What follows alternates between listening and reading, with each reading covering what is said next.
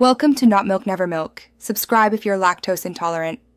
You start by preparing the scene.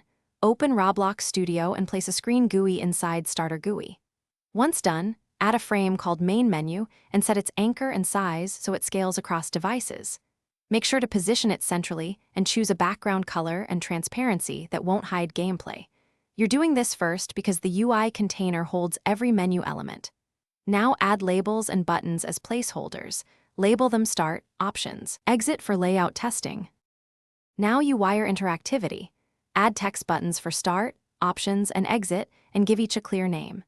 Insert a local script under Starter Player Scripts or the Screen GUI and connect mouse button one-click to functions that hide or show main menu. Use Tween Service to animate the frame for smooth transitions and play a click sound to give feedback. This improves perceived polish. Make sure to test and play solo because local scripts run there. Also attach functions to options to toggles. To finish, make Start hide the main menu and enable player movement and camera scripts so gameplay resumes. Once done, test across devices and adjust UI anchors and offsets for safe areas. Make sure buttons are reachable on mobile. If you use Data Store for settings, save on close. A key troubleshooting tip: if buttons don't respond, check that the local script is under a client context, Starter Player Scripts, or the Screen GUI, and verify mouse button one-click bindings and visible properties.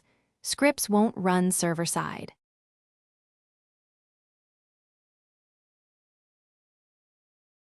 Thanks for watching. If this was helpful, leave a like and consider subscribing. See you next time.